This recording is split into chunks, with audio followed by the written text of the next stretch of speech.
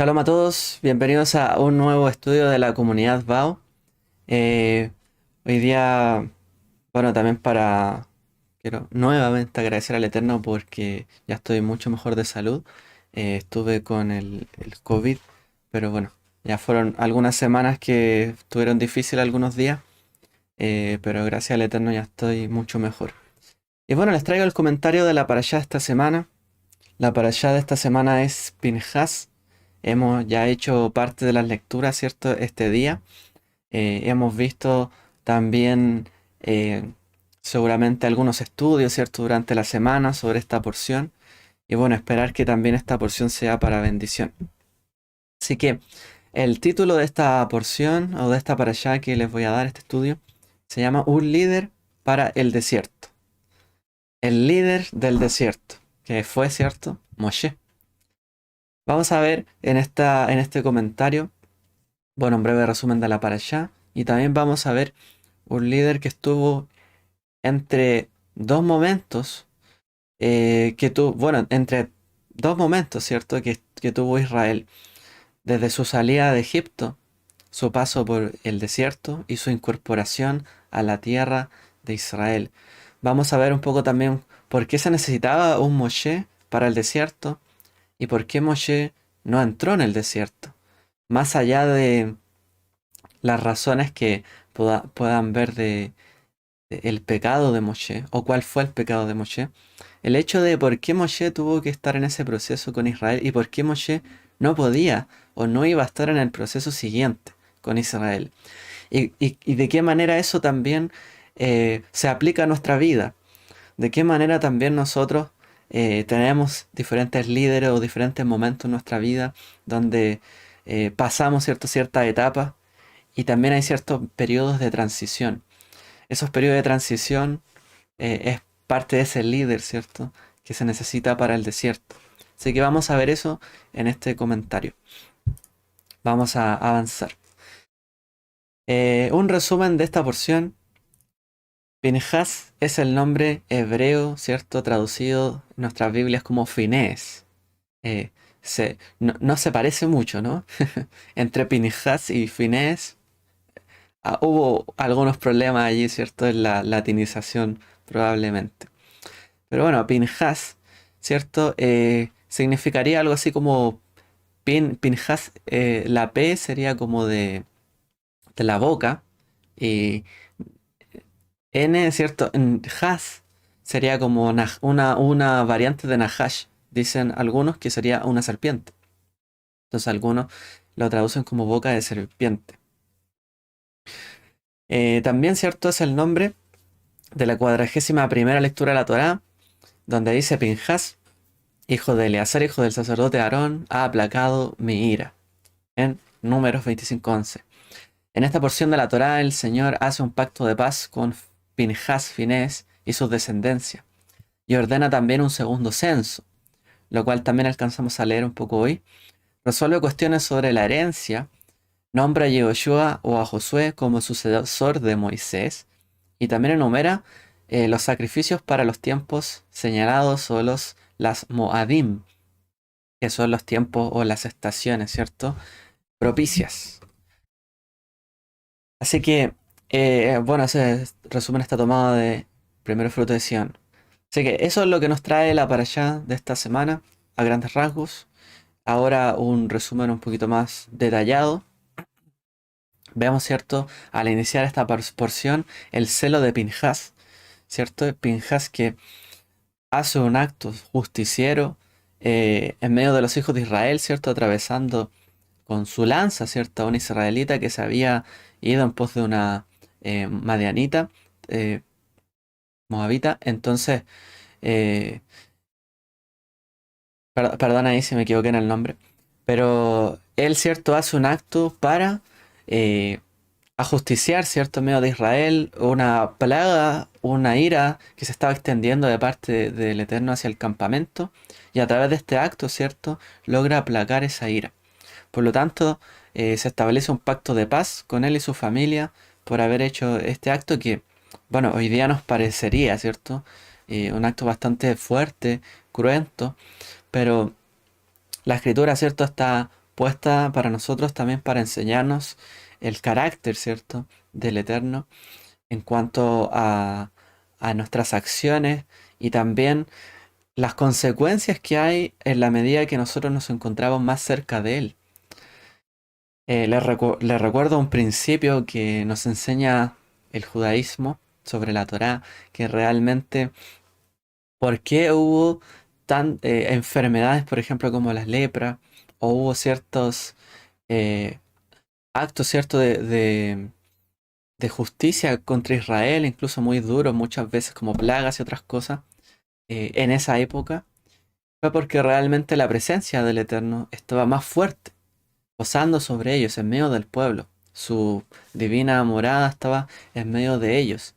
Y mientras más cerca estamos, ¿cierto?, de su santidad, de su presencia, de Él, pues más temor debésemos tener, más cuidado debésemos tener de nuestras acciones y realmente mayores consecuencias tienen nuestros actos, en la medida que estamos más cercanos de Él o del conocimiento de Él, de su presencia.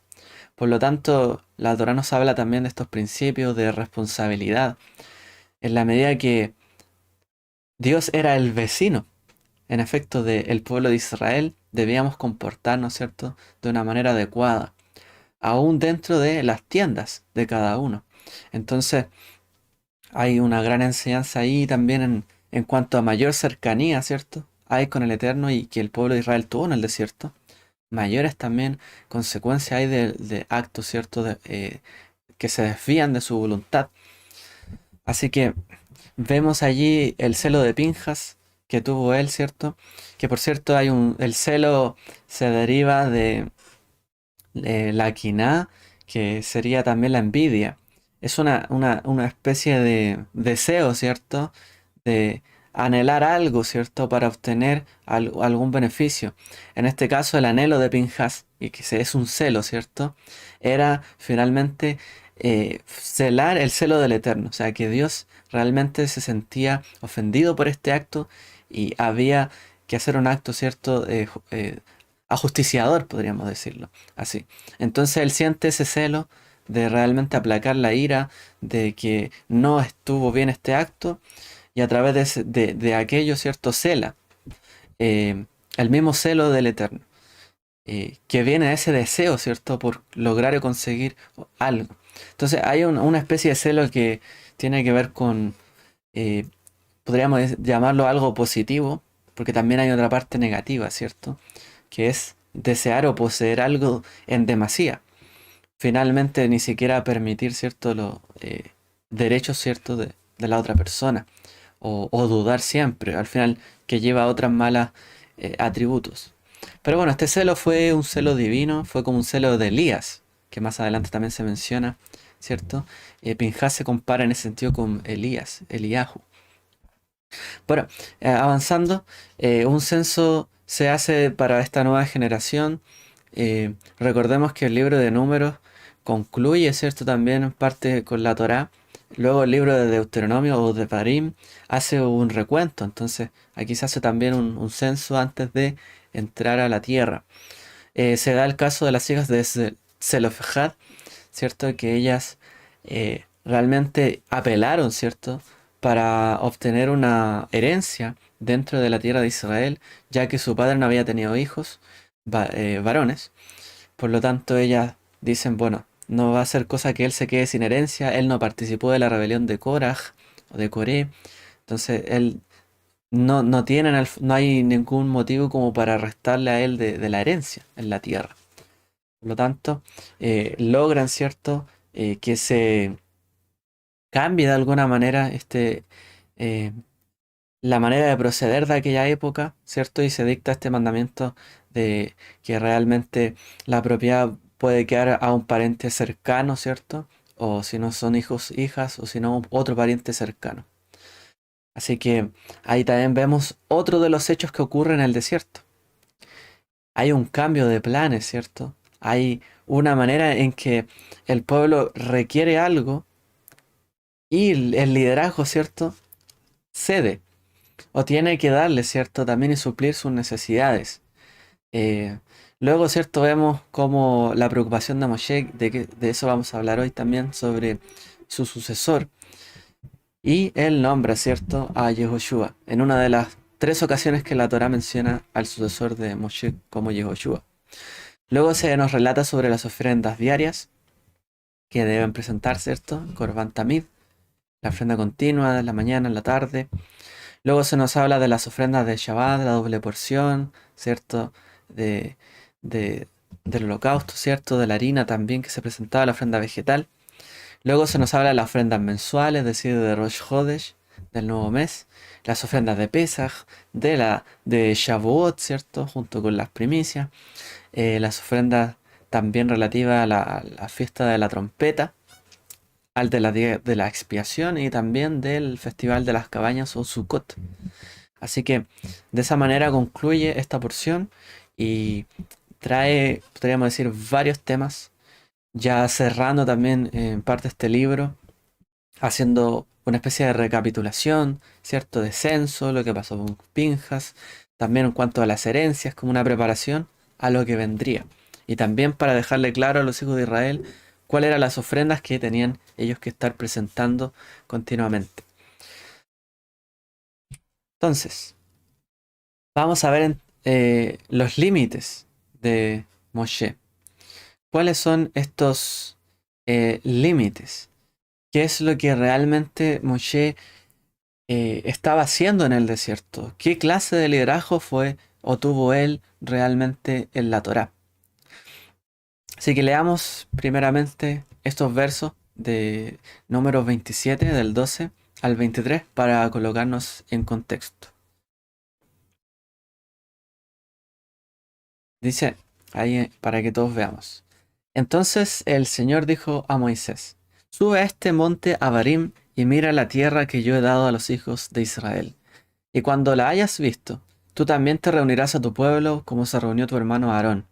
Porque cuando os rebelasteis contra mi mandamiento en el desierto de Sin, durante la contienda de la congregación, debisteis santificarme en las aguas ante sus ojos.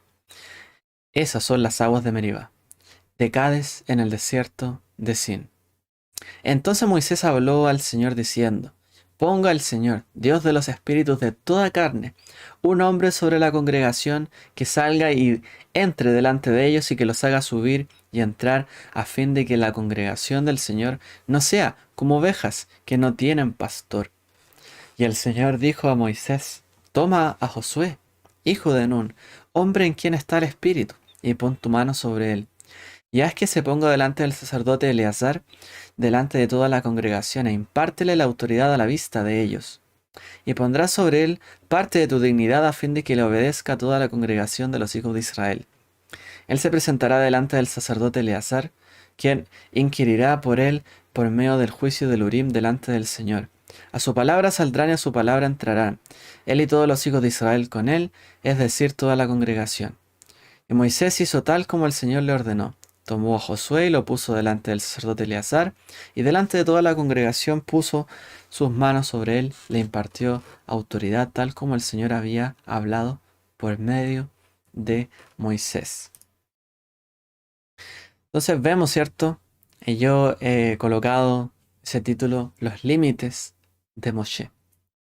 Moshe, ¿cierto? Vemos en esta porción que tiene límites. Hay un límite para el liderazgo de Moshe. El límite, ¿cierto? Era el desierto. Solamente podría subir a este monte, a Abarim, y ver desde allí, ¿cierto? Realmente la tierra. Pero él no pasaría más allá.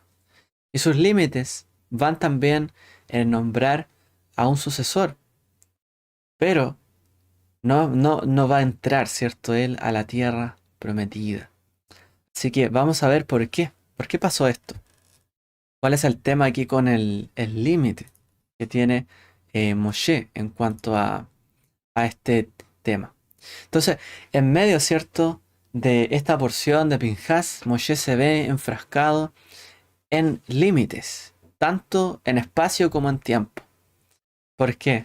Porque él, ¿cierto?, no va a traspasar más allá, pero tampoco su vida va a durar más allá.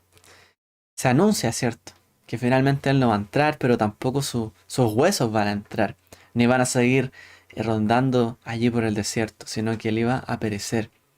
Entonces, el Eterno, a través de esta lectura que vimos, ¿cierto? Él le recuerda nuevamente su pecado al golpear la roca y el castigo final de no poder entrar, ¿cierto? Y de que su liderazgo finalmente llegara hasta ese momento, hasta prácticamente el umbral, hasta la entrada, ¿cierto?, de la tierra de Israel, pero no iría más allá. Una pregunta. ¿Cuál fue el pecado de Moshe? Moshe realmente, en efecto, cuando uno lee, ¿cierto?, los comentarios de los rabinos o de ciertos prominentes comentaristas, realmente siempre se trata de dar una explicación cuál fue el pecado de Moshe. Que golpeó la roca, que desobedeció, que fue infiel, que ya se le había dado una instrucción antes, o que no tuvo suficiente fe, o realmente fue que se airó, y, entre otras explicaciones que realmente los sabios también han tratado, ¿cierto?, de darle algún sentido también. Algunos incluso han dicho que el Eterno fue demasiado duro con él, con Moshe. ¿Por qué fue tan estricto con él? ¿Por qué realmente se justifica o no que solamente por ese acto él no haya podido entrar en la tierra realmente? Entonces, los comentaristas empiezan a ver si realmente hay justicia en este castigo o no. ¿Realmente Moshe se merecía todo ello? ¿Realmente su delito fue tan serio? ¿Fue tan grande? Eh, pero realmente no es allá donde nosotros apuntamos en esta porción, sino que realmente nuestra pregunta apunta a otro sentido. ¿Y si Moshe no hubiese golpeado la roca? ¿Habría entonces de ser él la persona adecuada para introducir al pueblo de Israel en la tierra prometida? Hagámonos esa pregunta. ¿Habría sido, si no hubiese golpeado la roca, él la persona indicada para entrar en la tierra prometida y dirigir al pueblo de Israel en la tierra prometida? Entonces, eso es lo que quiero que hoy día nos preguntemos realmente. ¿Moshe hubiese sido el indicado? ¿Él era esa persona indicada o no? Porque de Moshe hablamos siempre maravillas, ¿cierto? Siempre decimos que era humilde, que era fiel, ¿cierto?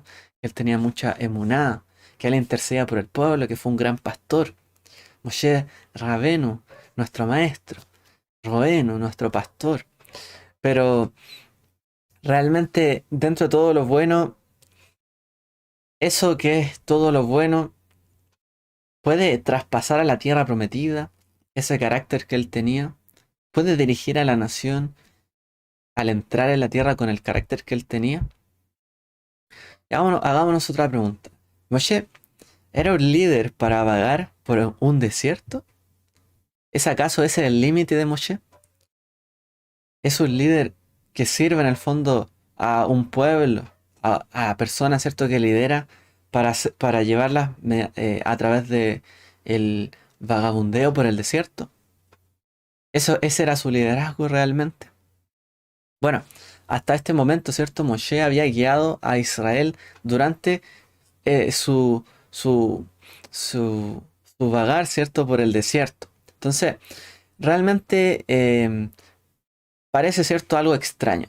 O sea, un líder para vagar por el desierto. ¿Se necesita un líder para estar dando vueltas por el desierto? Entonces, ¿cuál es el significado de este vagar, ¿cierto?, por el desierto?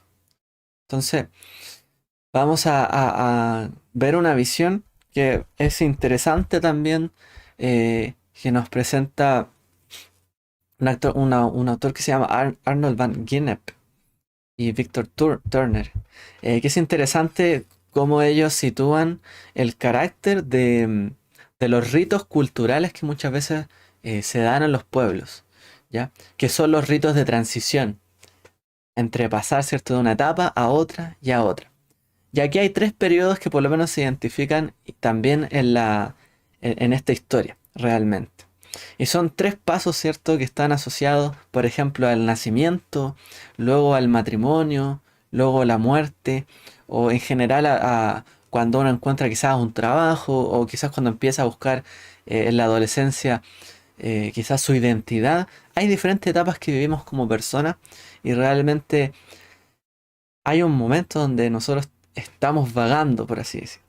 Estamos buscando una identidad. Bueno, ¿cuáles son estos tres aspectos que quiero que eh, hoy día veamos? El primero es el de la separación. El segundo es un periodo de transición y el tercero es un periodo de reincorporación. Y estas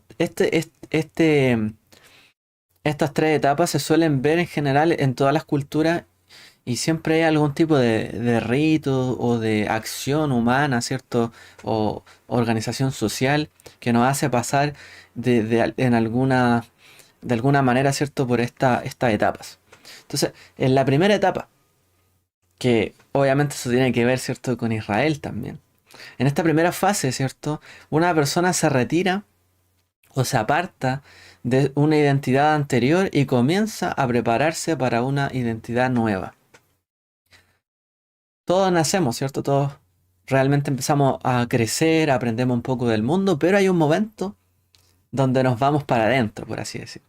Nos apartamos de alguna manera de quiénes somos o de lo que hemos sido hasta ese momento y empezamos a reflexionar realmente cuál era mi identidad anterior y cómo me voy a definir de aquí hacia adelante. O sea, ¿qué quiero hacer en la vida?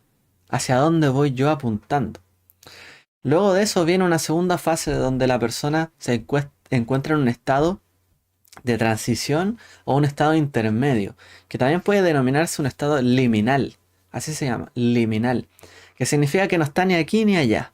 Está en el umbral a punto de ir a un paso o al otro. Está justo en el periodo de transición eh, entre dos estados que son más concretos. Entonces, el estado que él ha dejado, donde se ha apartado, ¿cierto? Y donde está a punto de incorporarse. O sea, está a punto de tomar una definición sobre sí mismo, sobre su persona. Ahora, ese estado, ¿cierto? Donde es el estado de transición o liminal, es un estado de tensión y ambigüedad, realmente.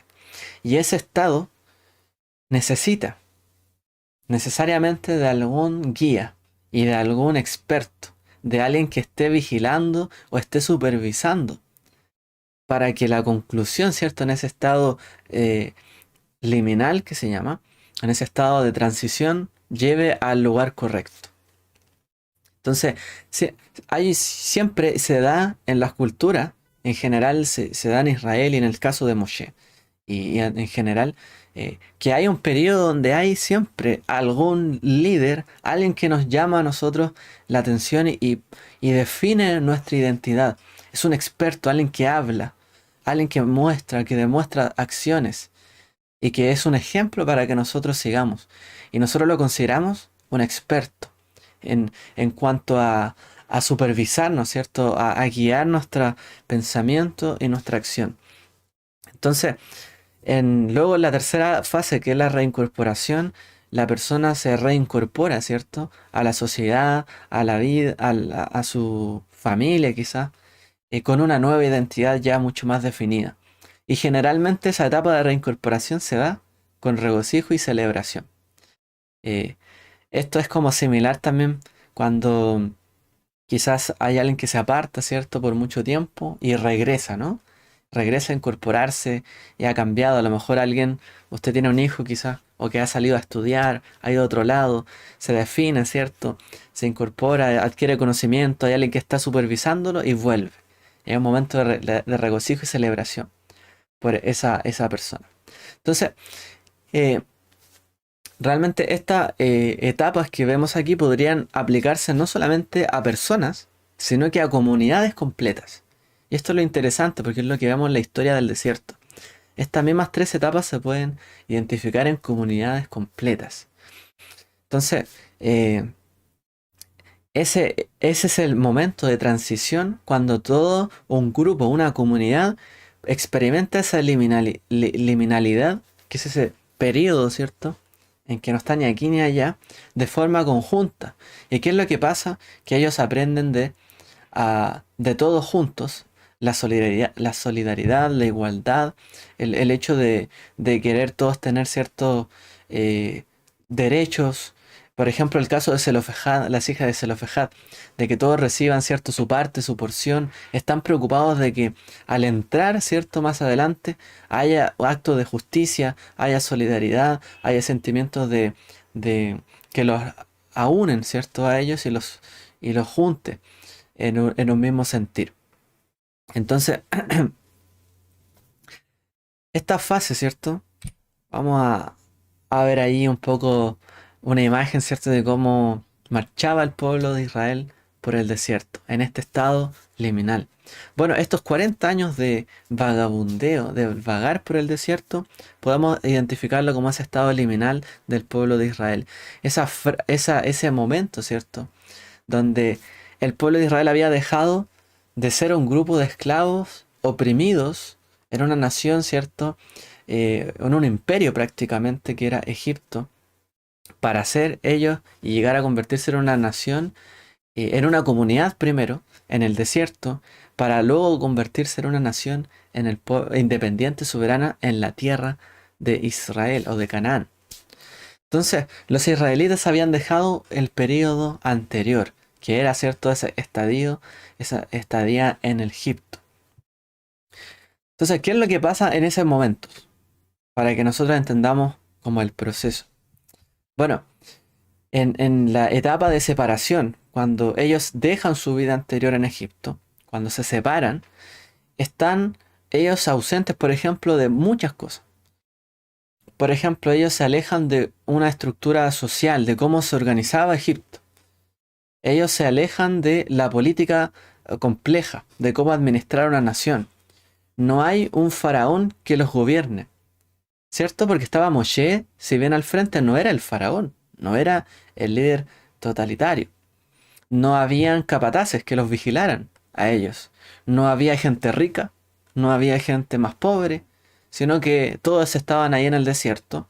No habían edificios, no había que hacer ladrillos, no había que construir calles ni preocuparse por eh, las complejidades, ¿cierto?, de una nación. Ni siquiera había campos de trigo, no había campos de cebada, no había jardines, no había ríos, no había templos, ni monumentos, ni comerciantes. O sea, prácticamente ellos abandonaron la vida, ¿cierto?, anterior que tenían, se separaron y entraron en esta fase de transición, la fase de liminal que le llamamos. Entonces, la vida en el desierto no se parece en nada, de hecho, también a lo que iba a ser cuando llegaran a la tierra de Israel, porque allí ellos iban a tener que conquistar la nación y tenían que construir una nación. O sea, ellos se habían alejado de todo lo que era una nación, como dijimos hace un momento, de que muchas veces se da que hay comercio, gente se hace más rica que otra, otros más pobres, que vemos edificios, monumentos, cosas que reflejan la identidad de la sociedad. Ellos se alejaron de todo eso, pero ahora, y estuvieron 40 años por el desierto, y resulta que ahora van a tener que conquistar una tierra y van a tener que construir una nación de todo lo que se habían alejado. Entonces, cuando los israelitas concluyeran, ¿cierto?, este periodo de estar en la tierra de Israel, ocuparían, ¿cierto?, las estructuras que quedaron allí. Levantarían, ¿cierto?, pilares de ladrillo, iban a cultivar sus huertos, ciertos viñedos, iban a sembrar los granos, ciertos en los valles, almacenar las cosechas, construir sus vasijas para almacenar el grano, cierto, iban a hacer cisternas, pozos, etcétera, y un montón de cosas, y los iban a gobernar luego los jueces. Y iban, cierto, a disfrutar también una estructura social, pastoral, agricultora en ese periodo, pero eso no tenía nada que ver, o no iba a tener nada que ver con su estancia en el desierto. Entonces, eh, cuando nosotros em, pensamos en ese periodo intermedio, piensa usted, por ejemplo, cuando eh, entre el acto, por ejemplo, de la Brit Milá, de la circuncisión, al acto del Bar Mitzvah, de ser llamado como un hombre, pasan años. Y de hecho el niño, si usted se fija bien, los niños se inquietan y dicen, yo ya soy grande. Los niños, ¿cierto? Quieren que los traten como que ya estuvieran en un estado superior. Y es una tendencia propia de todos nosotros. Querer ya llegar y alcanzar el momento, la edad, el espacio, el tiempo, donde ya podamos nosotros desenvolvernos de cierta manera, porque ya hemos pasado de esa etapa de transición de la niñez. Ya tenemos una identidad. Entonces, ese periodo es un periodo bastante de ansiedad. Hay un anhelo realmente de querer pasar y volver a una vida normal. O sea, nos sentimos como separados de nuestra identidad. Nos apartamos para prepararnos para algo más. Pero queremos ya llegar a ello. Entonces muchas veces nosotros nos da ansiedad ese momento. Ahora imagínense en el pueblo de Israel que estuvo 40 años en un estado de transición. O sea, un niño no aguanta muchos años en ese estado. Ni, por ejemplo, nadie está dispuesto a estudiar una carrera 40 años. A lo más 4, 5 años, 6 años, quizá el que más. Y a lo mejor quiere extenderlo ya, 8 años. Si hace algún posgrado, ¿cierto? Pero ¿quién aguanta 40 años estudiando para definir su identidad? Entonces, era prácticamente los rasgos del desierto, los rasgos de ese periodo de transición fueron muy fuertes para el pueblo de Israel. 40 años. Entonces, en ese contexto, Moshe es un líder, liminal, un líder para el desierto. Moshe es un líder extraordinario, por supuesto que sí.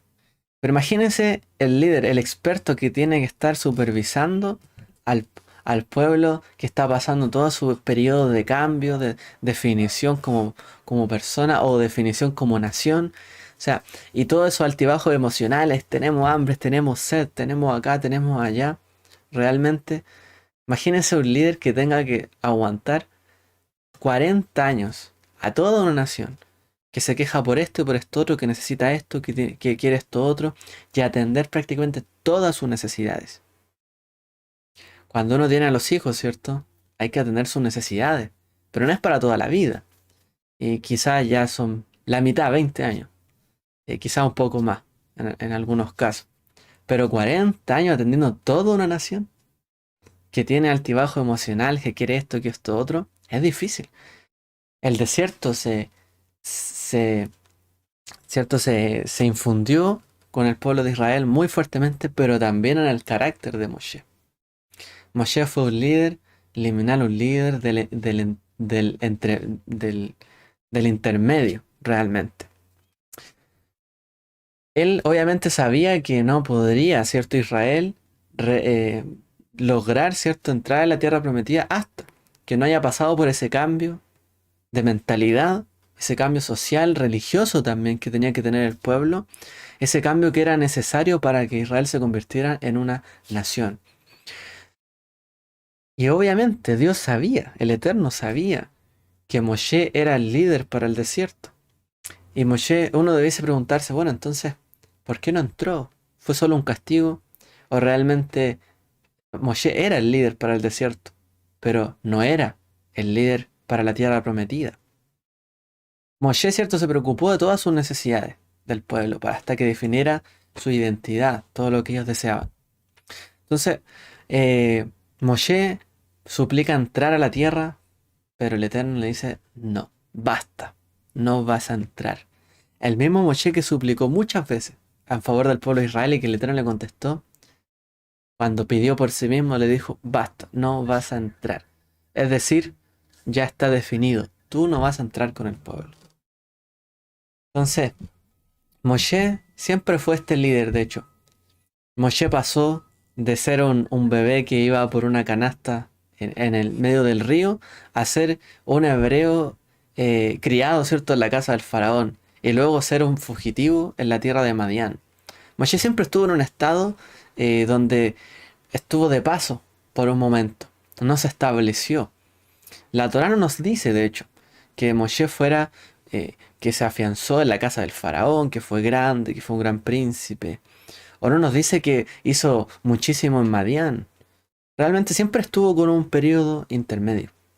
Entonces, Moshe era ese líder liminal.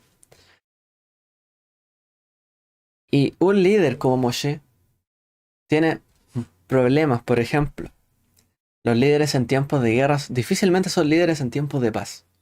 Cuando nosotros vemos muchas veces, típica a lo mejor película, no sé, de guerra, los líderes en tiempos de guerra, que son estrictos, que preparan, que forman, no son necesarios. Que a lo mejor son estrictos, que hacen que la gente lo de todo, no son necesarios para los tiempos de paz. Porque la gente en los tiempos de paz quiere otras cosas, no quiere lo mismo. Los héroes de la guerra no son héroes, ¿cierto?, en tiempos de paz. De hecho, hoy día nosotros estamos viendo, ¿cierto? En las noticias, no sé si usted ha visto, ha leído, cómo se están derrumbando estatuas, por ejemplo, en Canadá o en Colombia, incluso aquí en Chile pasó, de héroes, ¿cierto? De tiempos de guerra pasados, que lucharon, ¿cierto?, en favor de su patria, o que hicieron, ¿cierto?, grandes aportes, ¿cierto?, también para que se establecieran esas naciones.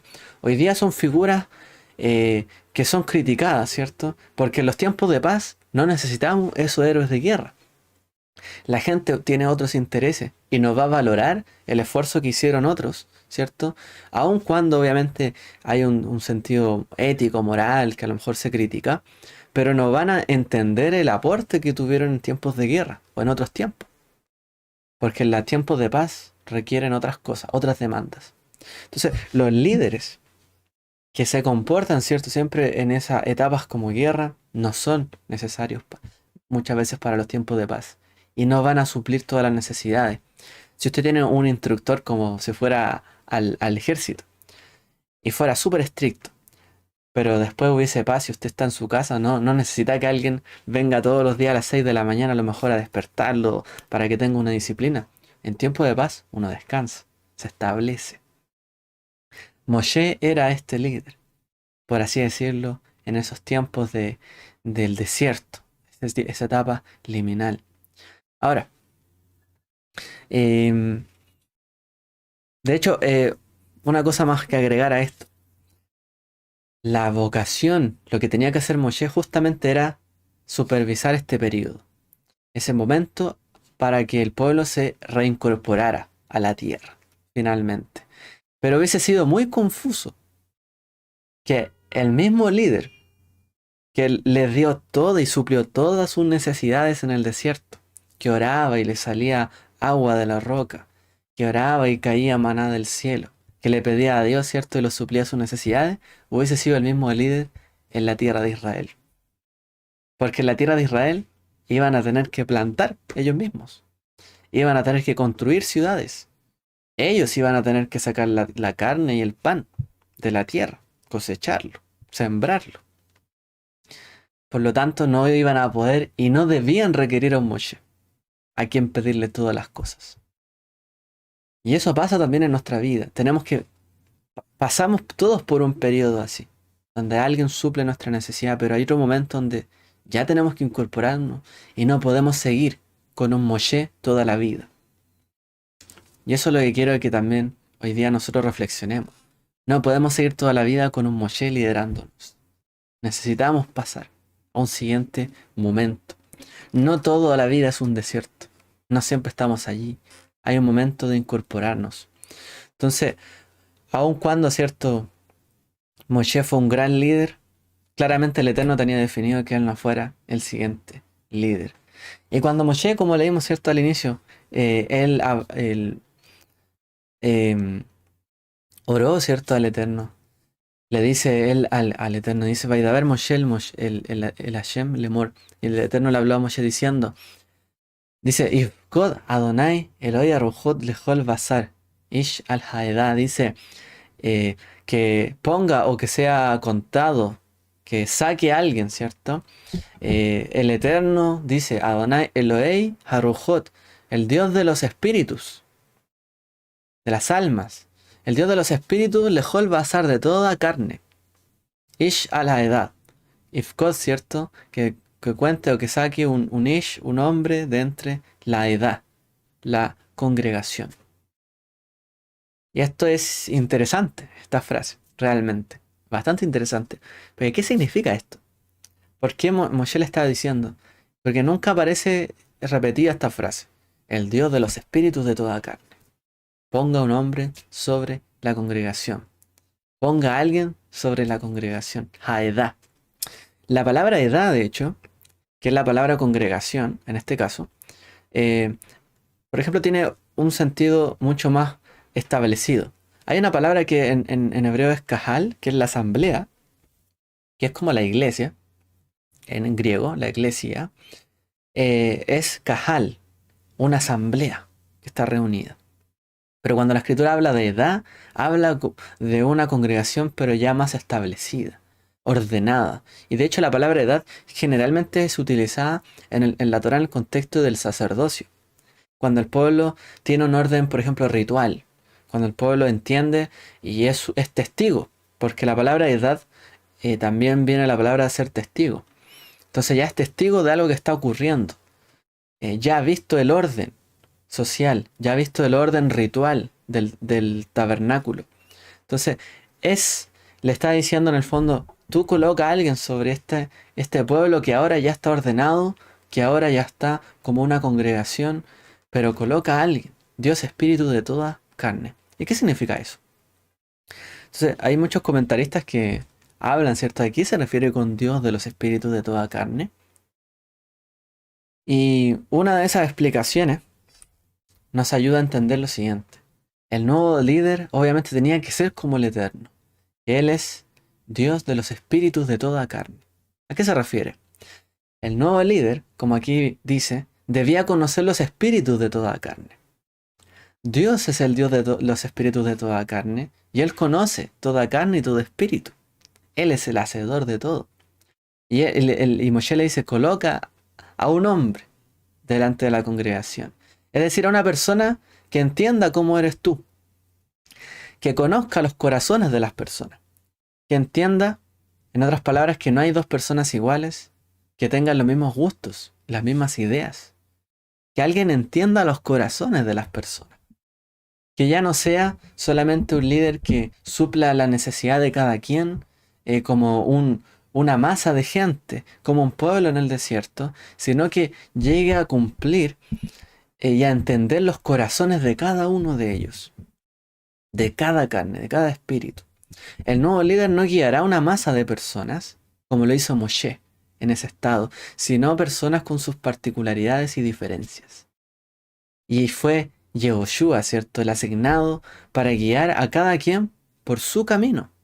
Como dice el proverbio, encomienda, dice, guía al joven, ¿cierto?, en su camino, y aunque fuere viejo no se apartará de él.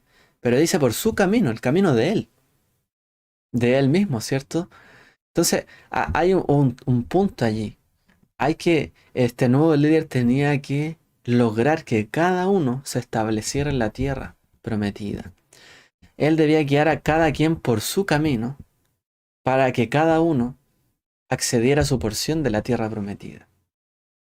Cada uno ganara, ¿cierto?, su porción, trabajara por su porción y supiera cuál era su porción. Y no simplemente todos llegaran ahí, imagínense un mar de gente de Israel ahí, cada cual a tomar su... No, esta tierra es mía, yo. Aquí, tira sus cosas ahí como en la playa, tira la toalla y dice, ya, este lugar es mío. No, cada cual tendría su herencia, cada cual tenía que obtener una porción. Pero para que cada cual obtuviera esa porción, tenía que trabajar también por ella. Y tenía que ocupar sus cualidades para obtenerla y trabajarla. Y para ello debía conocer eh, su corazón, qué es lo que había en él, cuáles eran sus habilidades para que él trabajara la tierra. Entonces, vemos aquí, y con esto estoy concluyendo, Moshe fue el líder para el desierto, pero no iba a ser el líder para la tierra prometida. Moshe suplió la necesidad de todos, de todo el pueblo, pero no particular. Y de hecho, ese deseo que tenía Korah, por ejemplo, no somos todos santos, no tenemos todos derecho a algo, manifiesta de alguna manera también el sentir de alguna parte del pueblo de ya querer obtener lo suyo propio, su casa propia, su terreno propio y todo lo suyo. Y en la vida todos nos pasa también algo similar. Podemos ser tratados como por ejemplo en el colegio, todos como un aula, clase, todos los niños ahí bien uniformados, ¿cierto? Saludar al profesor, a la profesora, la mañana, ponernos de pie y tanta cosa. Pero ya con el tiempo, cada uno se da cuenta cuáles son las habilidades del uno y del otro. Y un líder que forma a un gran grupo de personas es diferente a un líder que forma y conoce el corazón de cada quien, que le da valentía a cada quien, que le ayuda a cada quien a orientarse a las necesidades o a las habilidades que tiene. Ese era el líder siguiente para la incorporación.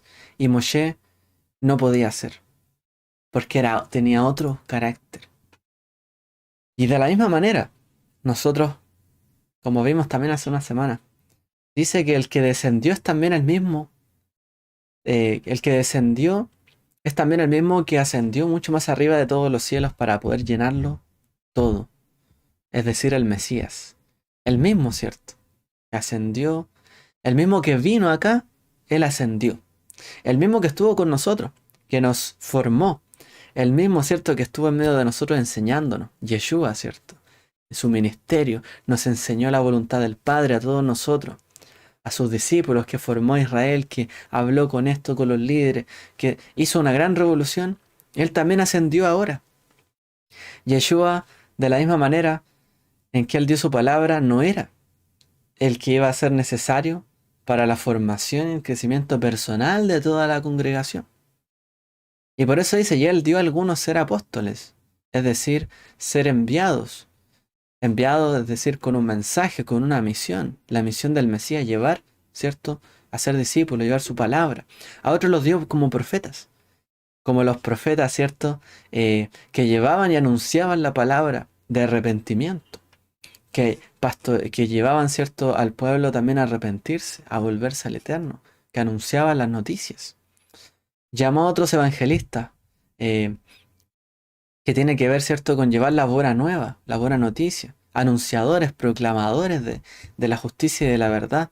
A otros los llamó pastores, que llevaran, ¿cierto?, al pueblo, que lo guiaran, lo pastorearan como ovejas, suplieran sus necesidades y maestros, suplieran su necesidad también espiritual, las necesidades, ¿cierto?, que cada uno requiere en cuanto a conocimiento para ordenarnos, ¿cierto?, y conocer mejor a Dios, a fin de capacitar a los santos para la obra del ministerio, para la edificación del cuerpo del Mesías.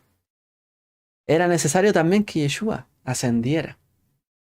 Yeshua fue también ese líder que nos ayudó, ¿cierto?, a salir, a entender el desierto en el que vivíamos, para que nos arrepintiéramos y empezáramos, ¿cierto?, a tomar ahora una nueva identidad. Pero para ello, ¿qué es lo que puso Él? Diferentes dones y ministerios en medio nuestro. Me uno, ¿cierto?, también al comentario como hacía nuestro anciano Pedro el día de ayer. Realmente, Él puso líderes, puso personas para que estén en medio de nuestras comunidades, de nuestras familias, cercanos a nosotros para que nos edifiquen, nos edifiquemos unos a otros. Es necesario conocer a cada quien, que cada corazón sea expuesto, seamos cartas abiertas delante de Él y sirvamos a Dios de esa manera para que, dice ahí, hasta que todos lleguemos. Porque la idea es que todos entraran en la tierra prometida, pero todos se asentaran en ella. De la misma manera, es necesario que todos lleguemos a la unidad de la fe y al conocimiento pleno de Dios, a la condición de un hombre maduro a la medida de la estatura de la plenitud del Mesías. Y no solamente nosotros, sino que también nuestros hermanos en la fe. Dice hasta que todos lleguemos. O sea, nuestro propósito no solamente debe ser, nosotros, nuestra tribu se asentó en la tierra, nuestra tribu entendió la Torá, nuestra tribu entendió esto, sino que todos podamos llevarnos, ¿cierto? Todos los creyentes, todos los hijos de Dios, todo su pueblo, podamos llegar hasta ese momento de fe completa, de conocimiento pleno del Hijo de Dios, de cuál es su voluntad agradable y perfecta en nuestra vida, para llegar, ¿cierto?, a su estatura. La idea es que todos lleguemos. Entonces, este nuevo movimiento, de hecho, no necesita, podríamos decir, a un Moshe, sino necesita a un Yehoshua, a un Caleb, a líderes, ¿cierto? Que se levanten en medio del pueblo, que edifiquen al pueblo, que lo lleven en fe, que le enseñen la escritura, que los pastoreen unos a otros, que lleven la misión del Mesías. Así que bueno, yo llego hasta acá en cuanto al comentario. Esperar, ¿cierto? Que todo, ¿cierto? Nuestra etapa, que tenemos periodo de transición donde todos necesitamos, ¿cierto? A lo mejor del maná. No vamos a trabajar por el pan, lo recibiremos. Pero llegará un momento donde tendremos que conquistar la tierra, tenemos que entrar allí y tenemos que ser preparados para ello. No podemos vivir en la tierra prometida con un líder como Moshe, porque Moshe suplía toda la necesidad. Lo importante ahora era que la necesidad de cada uno se supla, ¿cierto? En la tierra prometida, conforme a la bondad y a la voluntad, ¿cierto? Que el Eterno puso en esa tierra. Pero no conforme a lo que cada uno quiere como una masa, sino a lo que el Eterno puso a disposición de nosotros y cada cual encuentre su porción en ello. Eso es nuestro desafío hoy día, también como creyentes. No enfrascarnos en discusiones vanas con todo el mundo o con todo la gente a lo mejor que tiene una idea diferente que nosotros, sino trabajar, ¿cierto? Para ver cuál es mi porción. ¿Cuál es mi porción en esto que el Eterno me ha dado ahora? En esta tierra prometida, en esta herencia de la Torá, en esta herencia de Israel. ¿Cuál es mi porción? ¿Y cómo yo logro esa porción? No puedo yo seguir como una masa diciendo, no, es que todo está mal, es que a lo mejor todos están dando, o requerir para todos maná, o requerir para todos carne. Y ahora también me toca a mí trabajar por ello. Entonces, podamos también nosotros ser una comunidad, unas personas que lleven a los demás de esa transición de que todos necesitan de todos a la necesidad que se atienda de cada uno y cada uno trabajar por esa porción. Así que bueno, con esa reflexión los dejo en esta mañana, esperando que haya sido de bendición para todos y todos podamos pasar a esta etapa final que el Eterno nos da, ¿cierto? Que nos dio a través de Yeshua también, que nos preparemos para ello y realmente logremos y consigamos lo que Él ha querido poner en nuestras manos. Como ayer también se comentaba, todo lo que el Mesías dijo, todo lo que Él me ha puesto a mí, no he perdido nada de ello, ¿cierto? Solamente el de perdición, dice el Mesías. Pero de todos los que tú me diste, aquí te los presento. Y así podamos decir cada uno de nosotros, todo lo que me diste, de toda la porción que tú me quisiste asignar, aquí te la presento. Lo he logrado y lo he conquistado. Baruch Hashem. Que el Eterno nos bendiga a todos. Shabbat Shalom.